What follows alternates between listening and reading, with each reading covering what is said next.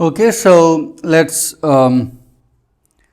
consider an experiment, a typical high energy physics experiment in which we collide a beam of particles with another beam of particles, okay, and see what the outcome is. So what I am going to do is I will start by colliding one particle with a bunch of particles and then ask the probability of producing a particular final state, and then we will add up all these probabilities to determine what is the total probability of finding a particular final state. Okay. So a typical setup is like this. I should draw here. So this is the z-axis. Okay. So along this direction you fire a particle. Let's say the particle that you are firing is going to move in this direction, and I will label it as K2. So the momentum of this is K2. Okay. And I am not going to assume that I am working only with scalar fields. Okay. Whatever I say here is general, it applies to any theory, though I will tell you where the differences will come, but the expressions that I give in this lecture will be applicable to any theory. Okay. So it doesn't matter whether it doesn't cause any hindrance that we have only studied 5-4 interaction real scalar fields in this course. Okay. So that's the direction of the projectile. So you project it towards a beam of particles. I will show it like this.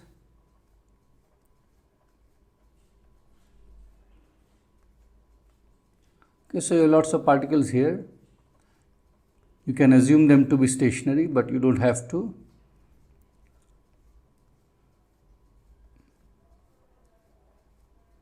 Okay, this is okay, fine. So this is perpendicular to the z-axis. Maybe it will be better if I draw it a bit like this. Okay, now it looks perpendicular.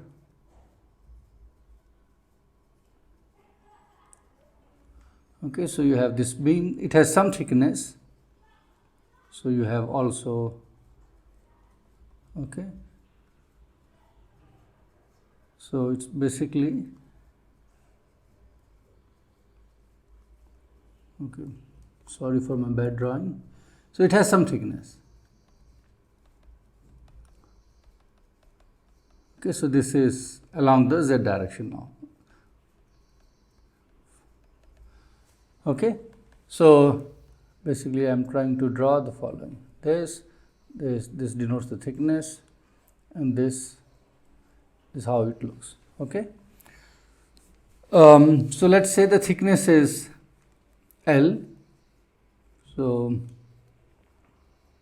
this thing is L, and I have written already this is Z. This is x direction, and the perpendicular direction is y direction. Okay.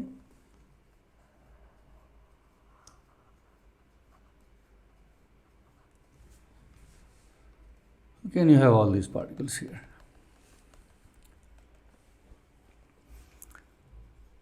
So what do? We take this projectile of momentum K2 and collide it with this beam. Okay.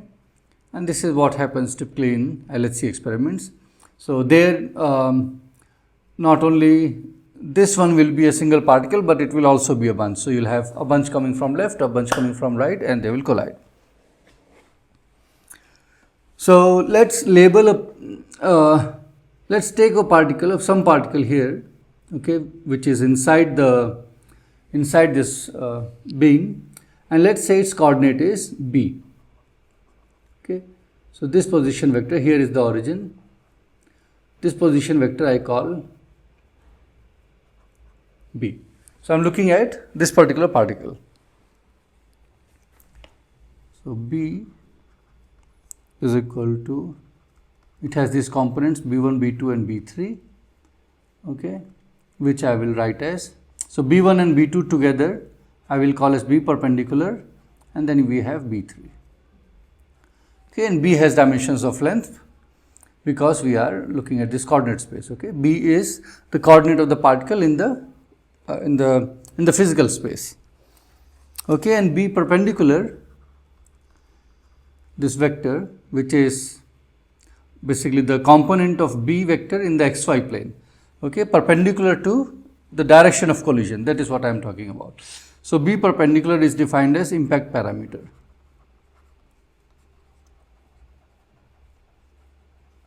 Okay, or the magnitude of this is defined as the impact parameter.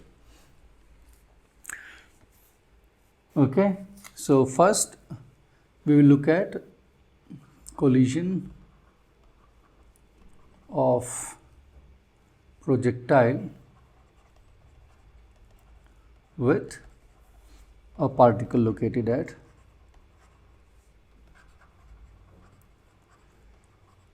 B2. Okay.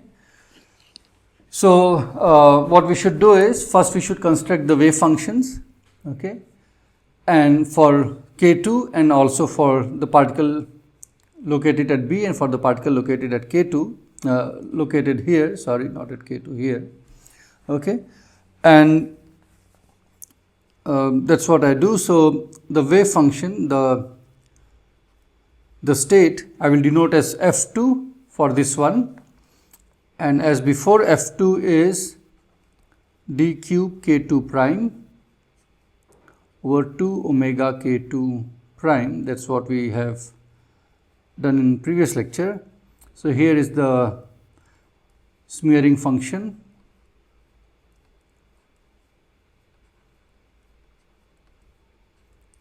Okay, so K2 prime is dummy, of course, and this F2 tilde is peaked around K2. Okay, so when you integrate over K2 prime, it will pick up a value close to K2. Okay, in the vicinity of K2, this is non-zero, otherwise it's almost zero. So that's the overlapping function, smearing function.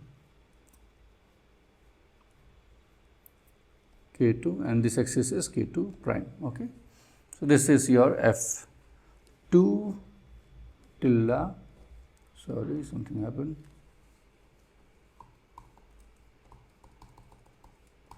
It does not even do undo. F2 tilde K2. Okay, I don't know how I got this.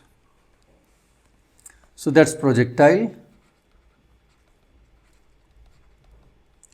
and the target particle, which is located at B, I will write the state as F1B. Okay, so that label B tells you that I am talking about this particle located at B. So you have d cube K1 prime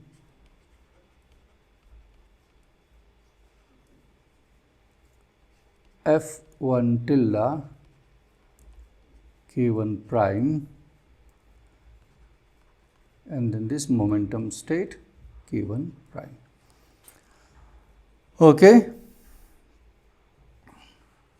Now in this beam, which looks very ugly here, I should have drawn it neatly, but in this beam, okay, all these particles, we can, for them we can choose the wave function of them, this F1 tilde or the coordinate space function which you obtain by doing a Fourier transform, all of them to be having the same form. So let's say if I am looking at all these particles in the beam, then let's say this is the one at location B. If this is the wave function of this one in the coordinate space, then for this one it has identical one, and this one also has identical one, and so forth. And also for all the other ones also within this within the slab of these particles. Okay, we will assume that they all are described by the wave function which look identical. Okay, so that's a choice we can make. No harm if you make a different choice, provided you are still localizing these particles properly. So but how we will make that a simplifying choice. So particles in beam, in the beam, they have wave functions, or the smearing functions, identical smearing functions.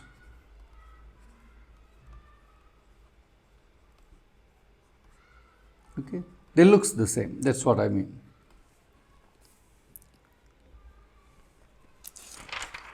So if you have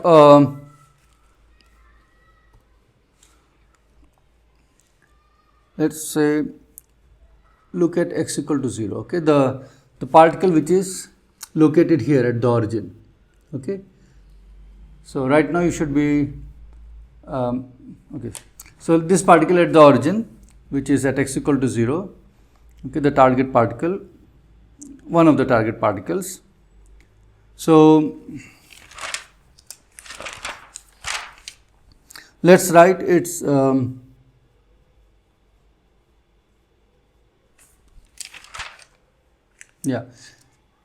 the smearing function for it or the wave function for it. Let's call it f1 x. Okay, so this envelope which I made, this one is given by f1 x for this particle here. Okay, and then we have another one here. We should find out what it should be. Okay, that one. So if I look at a particle located at x equal to b, then its wave function would be given by f1b of x. That's the notation I am using. Okay, and what is this function? So if you take this f1 of x, okay, whatever that function is, it goes to 0, and take this entire function, okay, and transport it to the location b. That's what you have to do. So you take this function and move it and put it where the point b is. So instead of the peak being located at x equal to 0, you take this entire thing and move so that the peak is located at x equal to b. And how do you do that? Well, that's equivalent to changing the coordinate to shifting the coordinate to by an amount minus b. Okay, so f1, this functional form then becomes f1 of x minus b. Okay, when you shift the entire thing to b, it's equivalent to changing the coordinate and shifting it by minus b. Okay, so that is why you get this functional form. So now I know the function f1b in terms of the function which I had, the wave function which I had written down for the particle located at x equal to 0. Okay, and we can also calculate now what will be f1 tilde b k1. So if you take a Fourier transform here and it gives you f1 tilde k1, okay, then what is the corresponding Fourier transform? If you look at this function, and that's easy. You have d cube x over 2 pi 3 halves f1b x e to the minus I k1 dot x. Okay, that's just the Fourier transform. But this object is f1 of x minus b. Okay, so now I will do a shift in the variable, and I will write So I will write x prime equal to x minus b. Okay, so this becomes f1 of x prime, which I am again writing as x, and this will give you e to the minus I k perpendicular. Okay, and sorry, b dot that's what I want to write, b dot k perpendicular, and then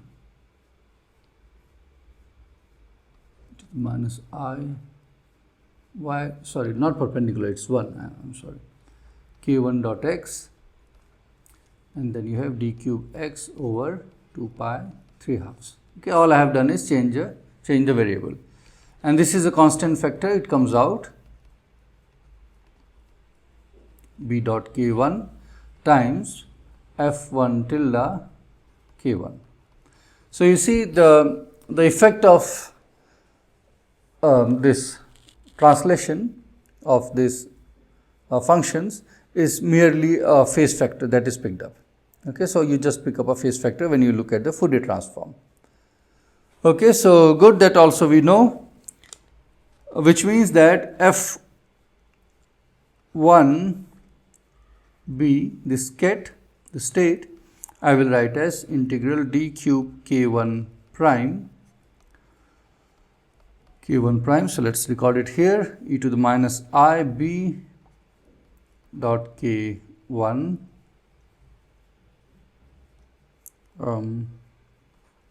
f1 tilde k1 prime, so there should be a prime here, and k1 prime, this ket. Okay, we will use this later. So now recall that even though the in and out state, the basis states which we had defined, in terms of which we construct all the other states, okay, we could normalize them only up to delta functions, right? We could only normalize them to delta functions. So here, let's see, somewhere here.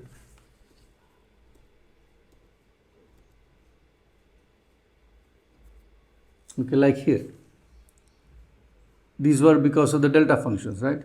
But now, because I am smearing it out, there is a finite momentum range, I can I can normalize these states to unity. Okay, that's what I will do.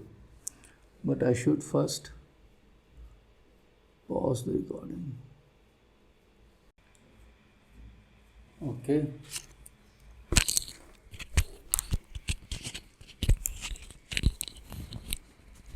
So, what I was saying, yeah.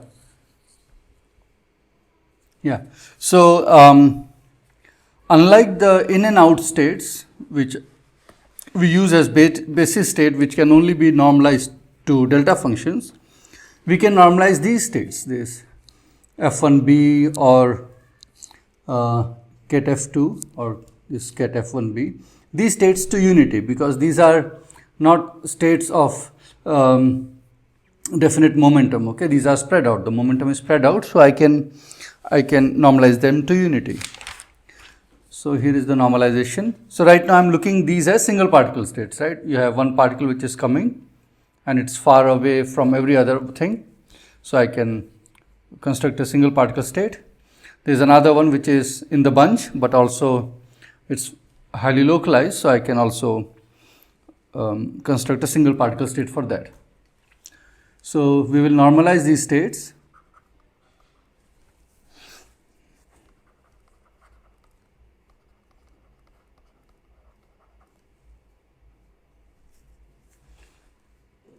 And the normalization is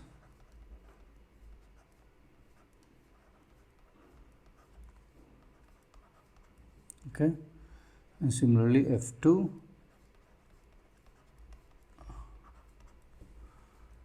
Okay. Now let's see what is the consequence, what is the requirement that we should satisfy if we want this normalization. So what is F1?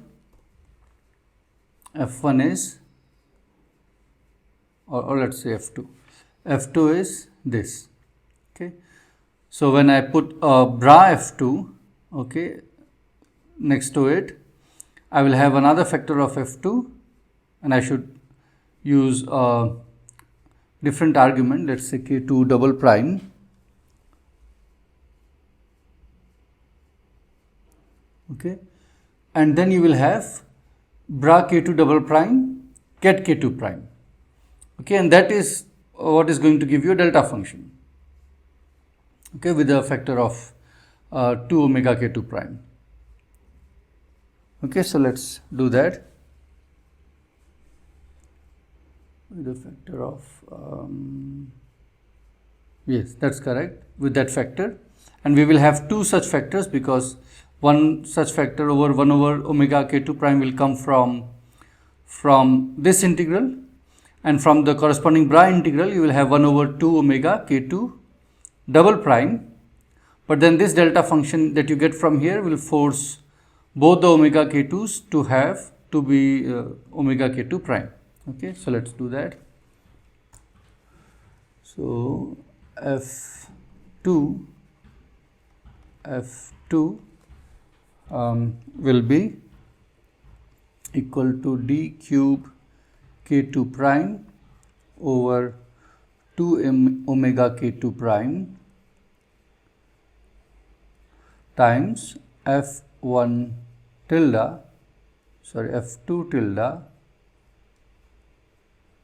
K2 prime mod square. Okay, and this, by this condition, is 1. So let me just tell you how that has happened. So here, when you look at the corresponding bra, so F2, this one, this will be what? D cube K2 double prime over 2 omega K2 double prime, F2 tilde K2 double prime. But then you will have a complex conjugate, right? You are these coefficients, they get conjugated when you go from ket to bra. So you have this and K2 double prime. Okay, and then I'm using K1 double prime, K2 double prime, K2 prime is equal to 2 omega K2 prime delta cube K2 double prime minus K2 prime. Okay, that is what I have used. So when you put all these things together, you get this condition. Okay, so this is the condition that has to be satisfied on the smearing, that should be satisfied by the smearing function. Okay, so you should take F tilde 2 such that if you were to mod square it and divide by 2 omega K2 prime, okay, and then integrate over, you should get 1. And of course, similar argument will give you the following. There is no need for putting these primes here. I could just leave them out, but I will still keep.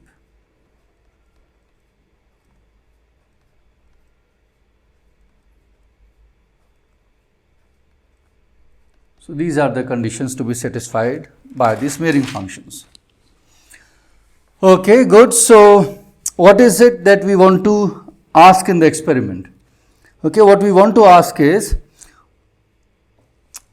given this state,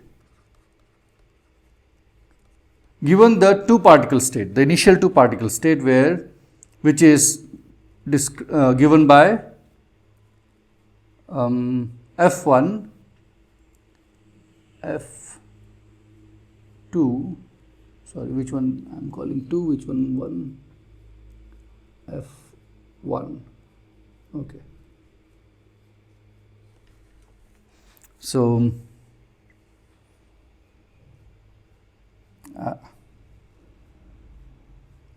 F1b and F2.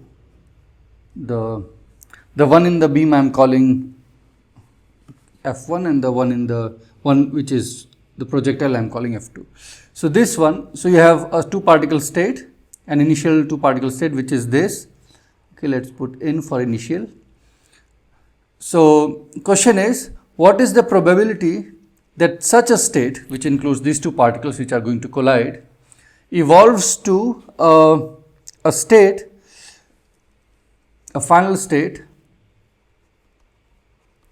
Okay, I am right now thinking in terms of in the Schrödinger picture. Okay, but you understand these are of course constructed in the Heisenberg picture, but the way I am speaking is the way you would speak in Schrödinger picture. Okay, but I think I believe that you understand what I am saying. So this in state gives you a state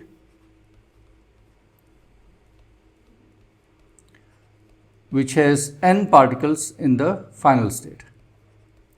Okay, so that's the question that we want to ask. What's the probability of such an event? Ideally, I should not even put this basis state here. I should put some smearing functions for each of them and then ask what is the probability of producing this final state, right, where G1 will be peaked around P1 and Gn will be peaked around G tilde n will be peaked around Pn, but I will not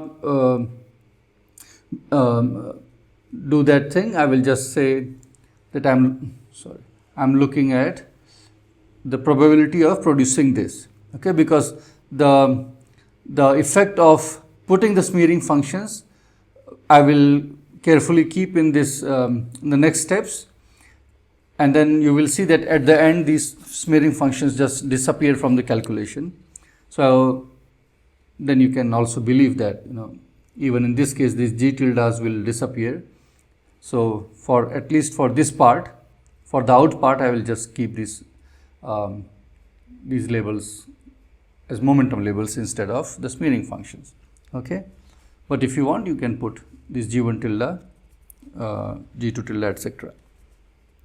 So let me nevertheless write down that if you really wish, then you could do this. So this will be your G1 tilde, E1 prime, okay, or P1, yeah, P1 prime.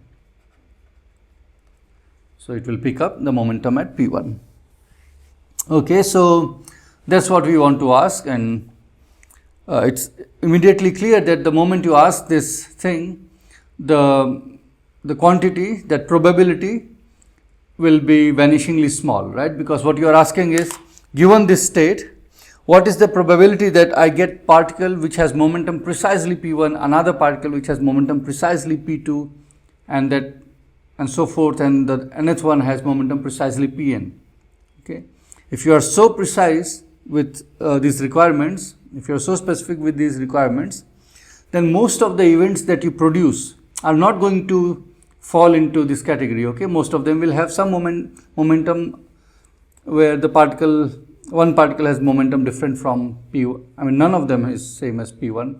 None of them has momentum as P2. So that will be vanishingly small, or an infinitesimal quantity. So it would make sense that we ask some probability of an event which has a finite probability associated to it. Okay, so that's what I will do. So as I argued just now, that if you were to ask the probability that F1B, F2, this state, okay, giving you these momenta P1 to Pn, okay, the probability is given by mod square, then this will be infinitesimally small.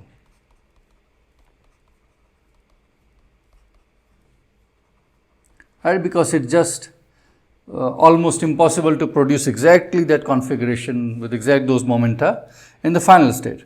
Okay, it will be 0. So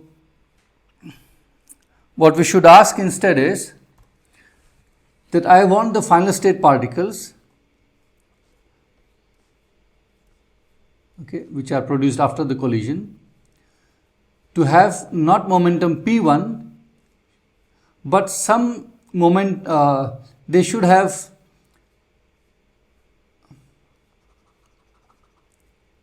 okay. So what I precisely mean is, I will count the event as an event which I am looking for if one of the particles has a momentum which lies in a region R1, another particle has momentum which lies in the region R2,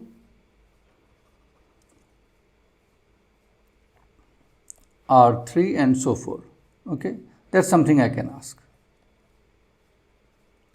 Okay, Rn, where this is some region, not in physical space but momentum space. Okay, so if an event occurs and the particle has, you measure the momentum of the particle and the particle has a momentum which is lying somewhere here, you count it as okay, so let's say event number 1. So you collide these initial state particles and it produces a final state where the particle has, one of the particles has momentum which is here, another one has momentum here, another one has momentum here, and so forth here. So that counts as an event because the momenta lies in this region.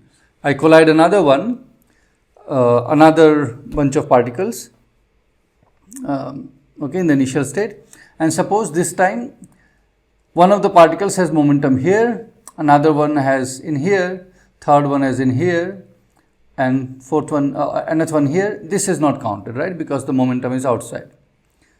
So I am going to add up all those events in finding out the probability for which these particles fall in this region, and this region can be big. Okay, I am not assuming that this momentum region is small, it can be big, it doesn't have to be a small region. Okay, I don't care whether where it falls in within this region, it can be a big region. Okay, and in principle, not in principle, I can do the following, that I take the region R1 to be the entire momentum region.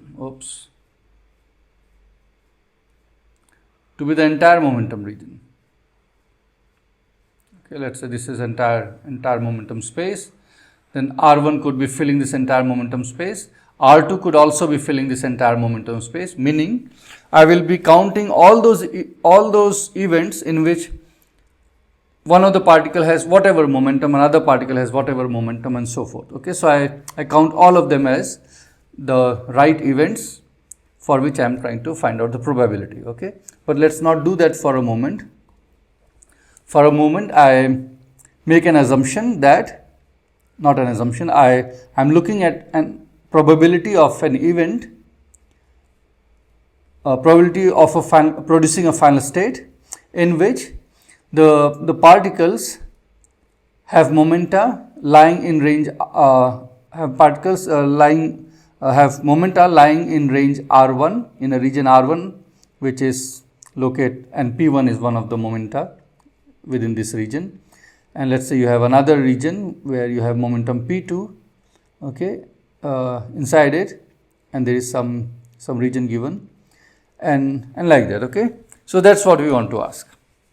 One assumption I make is that R1, R2, R3 and all of these, okay, there is no overlap between these regions.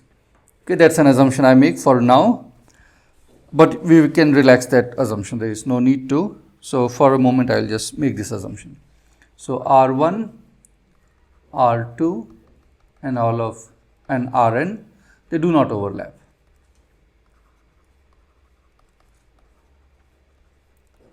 Okay, and I want to ask the probability of producing such a final state. So probability, which will be a function of, among many other things, a function of B. Okay, and remember what is B? B is the location of this particle. Okay, so it will depend on this, right?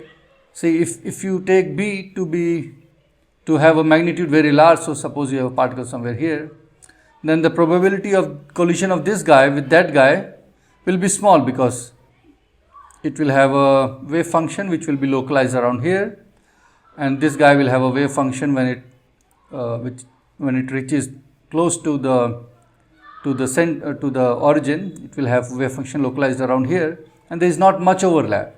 Okay, so the probability of them scattering and giving some final state which is different from having the same this particle and that particle will be very low. Okay, so probability will depend on B. Okay, as you move away from the origin, the probability of a non-trivial scattering becomes small. So you have a B dependence. That's what I'm making explicit. So the probability of producing this final state when you have a scattering with a particle located at B is given by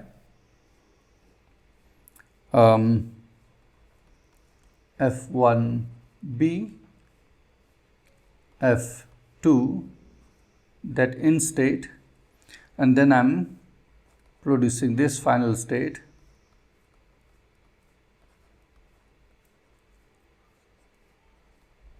I should mod square. Okay, and then I have to integrate over this entire region R1 and R2 and so forth. So I should have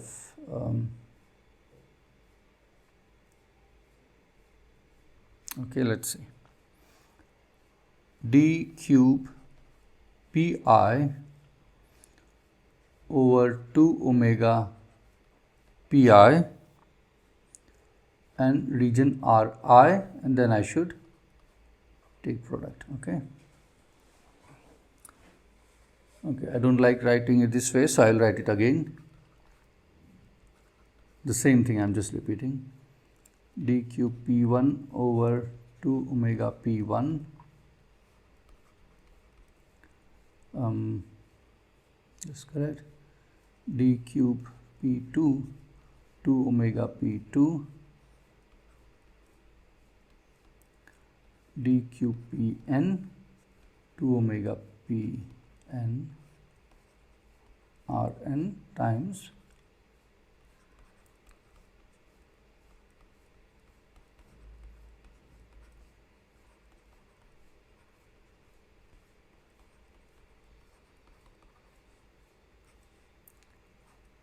okay.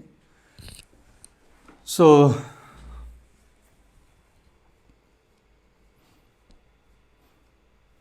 okay, and you should convince yourself that this is the right factor that you should have. You should have 1 over 2 omega P1. Okay, and this you should be able to argue based on the normalizations that we have used. Okay, so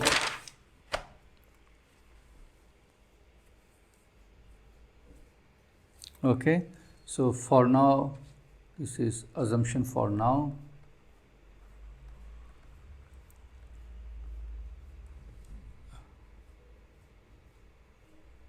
Yeah, and with this assumption in place, this is the probability, okay, for producing this final state.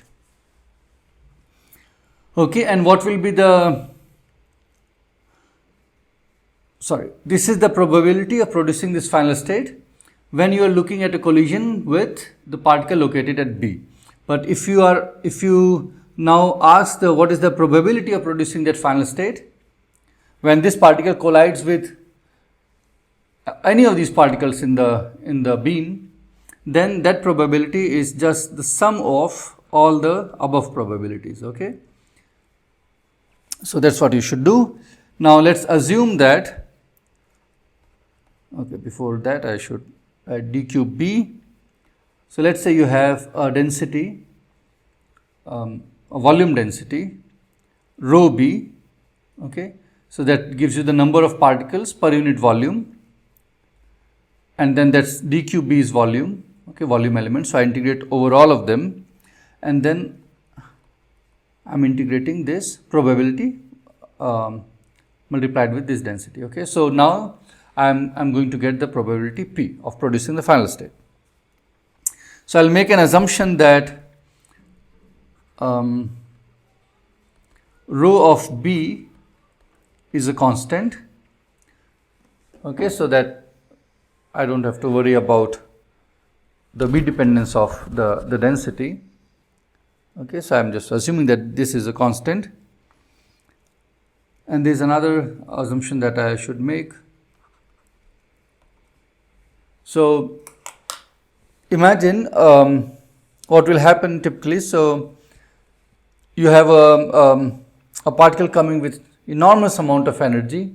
It collides with one of the particles in the slab in this beam, okay, and it produces lots of final state particles. Because the energy is very large of the incoming particle, okay, it will produce final state particles which will also have large energy.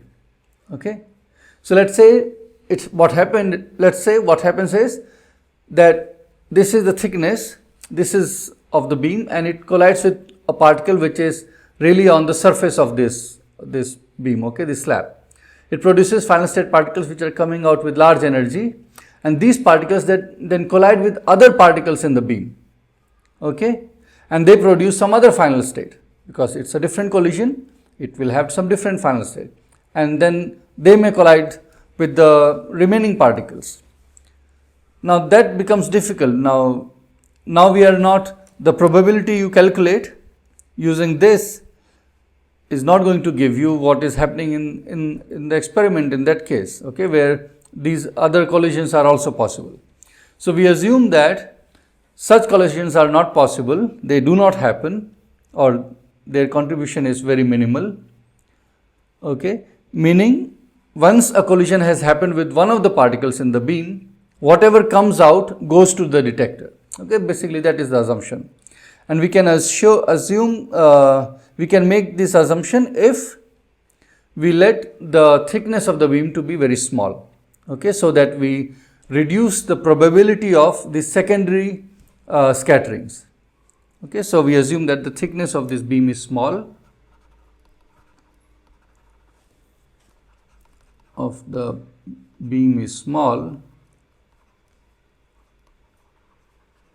so that we can neglect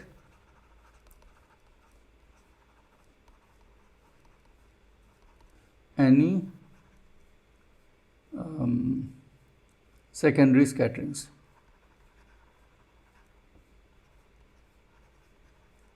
Okay, because that will, because if you do not make that assumption, then what you are calculating here will not match with the experiment. Okay, because this will be two very different things. So we let it to be very thin, only one particle collides once, and that final state is what is seen in the detectors. Okay.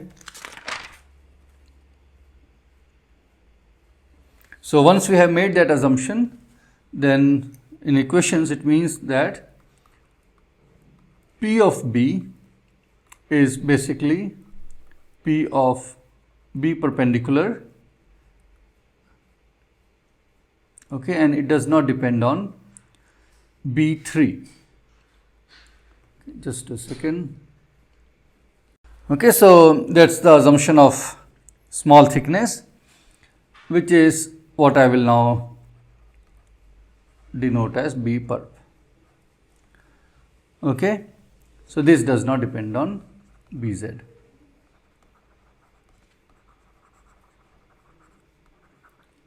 On B3. Okay, and if you were to think what will happen if you had really thick beam, then most of the time what will happen is these collisions will produce final state and nothing will come out eventually. Okay, so you will not get anything outside. So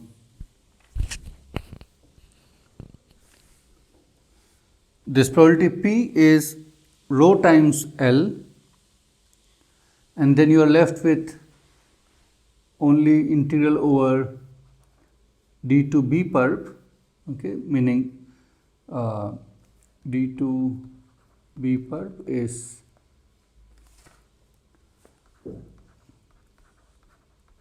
Okay, that is what it means. And then you have integral d cube p1 over 2 omega p1 over region R1, and then all these remaining integrals, and finally d cube pn over 2 omega pn. Okay.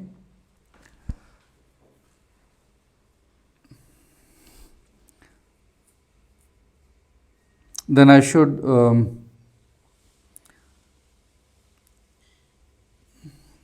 include this f1 tilde, and it comes with these vectors. Let me show you. Yeah. So you have this state in state, and for f1 tilde, I have these vectors. Okay, so this is what I have to include. So you have integral d cube k1 prime omega k1 prime, then integral d cube k1 double prime over 2 omega k1 double prime. Okay, that is for f1, and then I will also have for f2. So d cube k2 prime 2 omega k2 prime d cube k2 double prime k2 double prime, okay, times f1 tilde k1 prime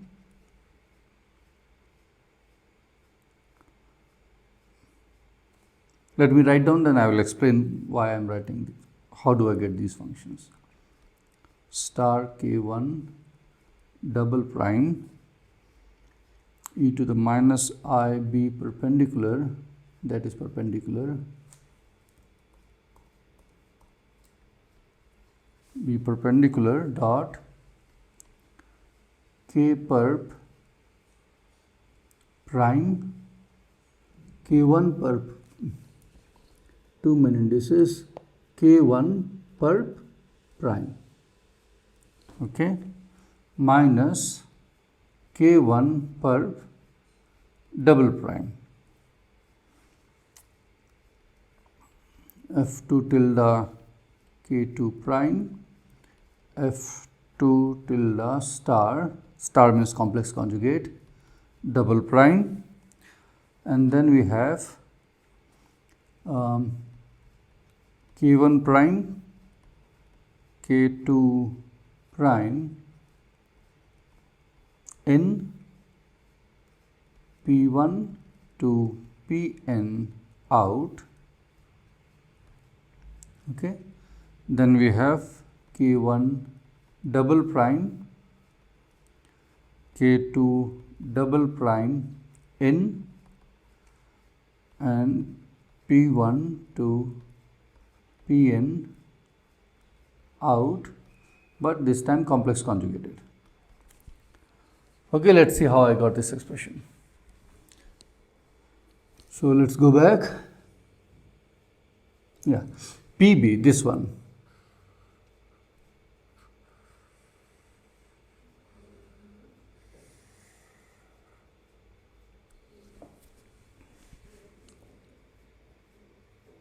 Okay, so I am now integrating over d cube b, okay, and I have already said that PB is only a function of b perpendicular, so I will set b3 equal to 0, okay. So that is why I have, once I set b3 equal to 0, I am left only with b perp in this vector, and this vector comes from where? From f1 tilde here. f1 tilde is a function of b, and you recall in the Fourier space, f1 tilde has a phase factor e to the minus I, okay, b dot k. So that is where I have put b3 to be 0. So that's why you have only b perp in appearing here. So let's go back. Here, these integrals are here in this line. Then I have integrated over B3, that gives me L. Rho has been pulled out. So we understand this first line. Okay, that's coming from here. And this piece, these integrals, and putting B3 equal to 0. Okay, because function doesn't depend on, probability does not depend on B3. Now, if you look at this function, this is mod square. So you have this thing times the conjugate of itself. Okay, that makes the mod square. Okay, and you have f1b, f2, but f1 and f2, they are written in terms of these integrals here. Okay, this is for f1 and similarly for f2. Okay, so when I write f1, I will have 2 factors of f1 tilde and 2 factors of f2 tilde, but one of them will have complex conjugate, right? Why? Because this itself has a complex conjugate, right? This times the same factor with the complex conjugate. So that gives a complex conjugation. And then you have integrals over these f1 tildes, okay? These factors d cube, k1 prime, etc. And similarly for f2. So now you understand why I have f1 k1 prime and then f1 conjugated one. Okay, but with k1 double prime, because I should use different variables. Okay, so this is what has been spelled out. So k1 prime, k2 prime in state times the complex conjugated one, and these are the basis states, right? These are basis in states. Originally I had f1 tilde, f1 and f2, this. Now this 2 particle state I am expanding in the basis states. Okay, so that is why there you see not those wave functions, but then you multiply with those smearing functions which are here. Okay, so I hope it is clear that you should have complex conjugates. For f1 I should have 2 f tildes, f1 tildes. For f2 also 2 f2 tildes coming from this and that. They should come with complex conjugates. Also I should use different labels in this one and that one. Okay, so this is why you have f1 tilde k1 prime and f1 tilde star k1 double prime. Okay, and I should integrate over all of those as you have seen in the previous pages. Okay, so we understand this expression. It's just the expression for B. Okay, so we have to now work with this.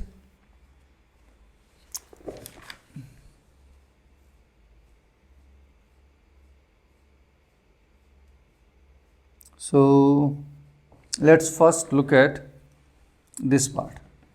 We will worry about these all other factors later, but let's first look at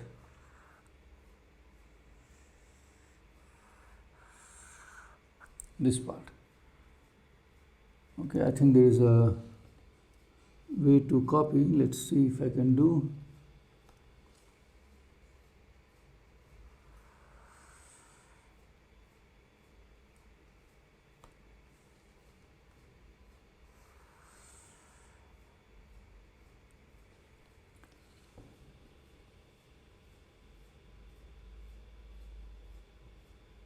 And maybe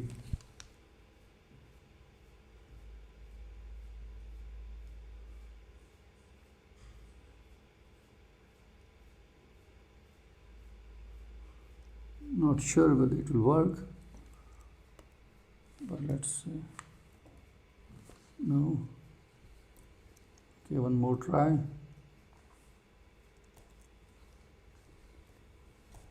Okay, it worked.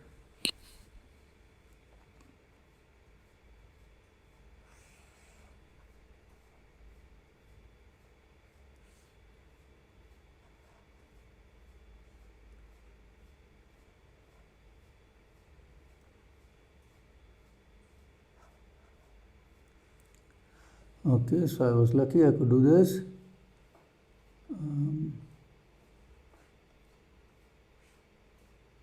Okay, so this is the object we want to look at, which we had here, and this is equal to,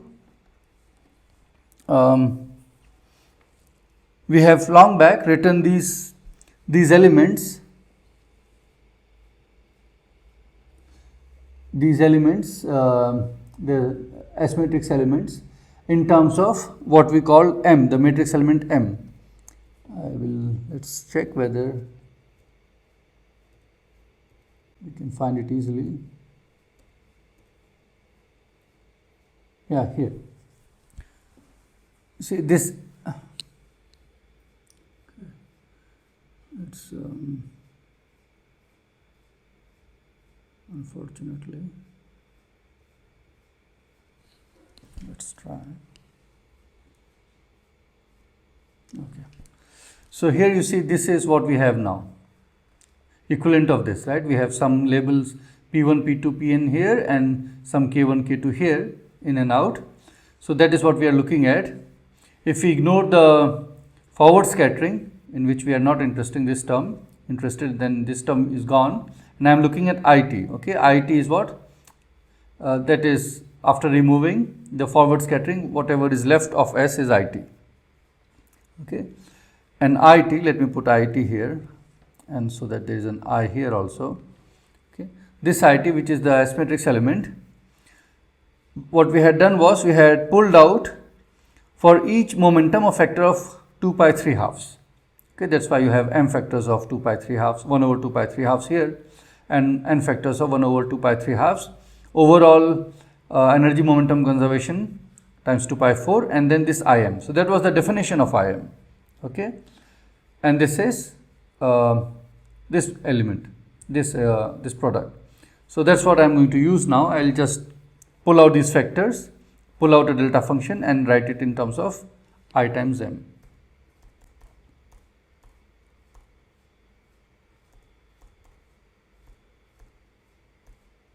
Okay, so this is the first one, this one. It has n factors of, it will bring n factors of 1 over 2 pi 3 half.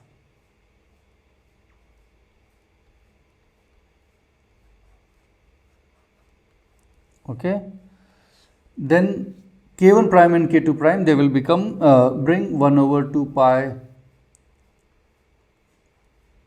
3 halves, okay, each of them. So there are two labels, so they bring 2 factors times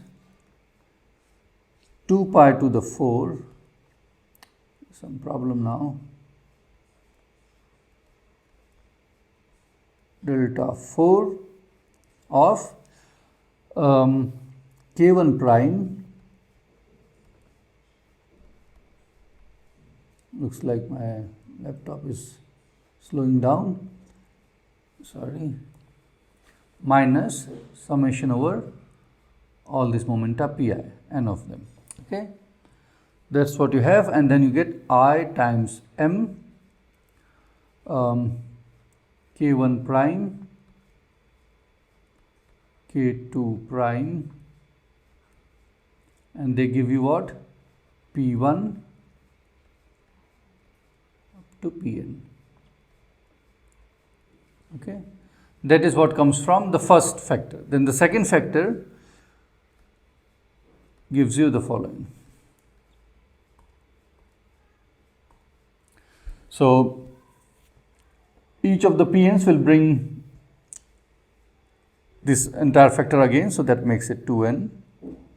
These two also bring the entire thing again, so that makes it 4, 2 times 2. Then again you get a delta function, which is 2 pi, it's not working at all,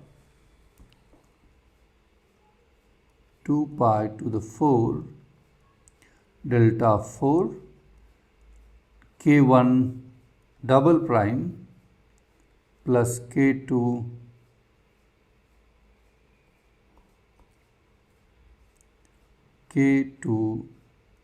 double prime minus summation over pi, okay, times minus Im, okay, because we have a complex conjugate. So minus I times m star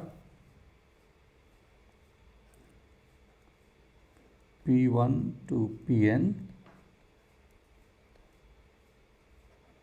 k1 double prime k2 double prime. Okay, I think I need to stop because it doesn't work anymore. So anyhow, that's the expression, and we should now look at all these delta functions and also do these integrals. Okay, because we have lots of delta functions, doing these integrals will be easy. That's what I will do next.